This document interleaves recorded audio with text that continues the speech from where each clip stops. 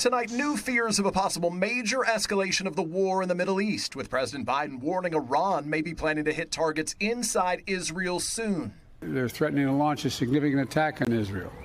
As I told Prime Minister Netanyahu, our commitment to Israel's security against these threats from Iran and its proxies is ironclad. Iran eyeing retaliation for strikes last week on a diplomatic building in Syria that killed several Iranian commanders, which it blames on Israel. Iran, a primary backer of both Hamas and Hezbollah. Two U.S. officials tell NBC News any retaliation inside Israel is expected to focus on military and intelligence targets, not civilians, and that the Biden administration is considering options for how to respond.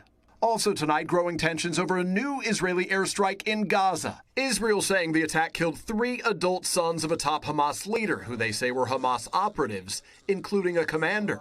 Hamas says the strike also killed 4 of his grandchildren.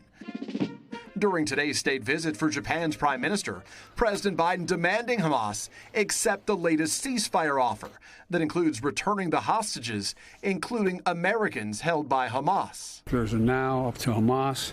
They need to move on the proposal that's been made.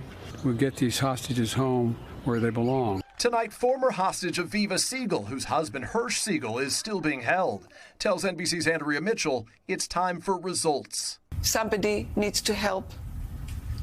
And I'm begging Biden to be strong enough, stronger than Hamas. The president's policy toward the war has sparked protests. Another challenge for the Biden campaign, the economy, with today's headline that inflation ticked up again, even higher than expected. Housing and gas prices accounting for most of it.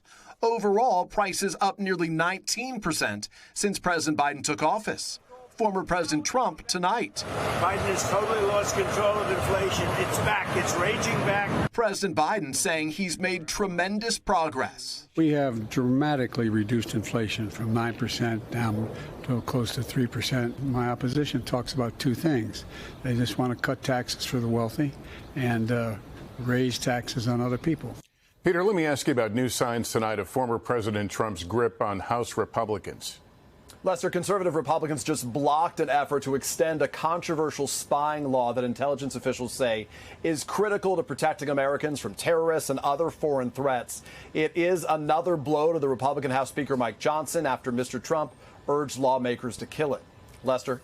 Thanks for watching. Stay updated about breaking news and top stories on the NBC News app or follow us on social media.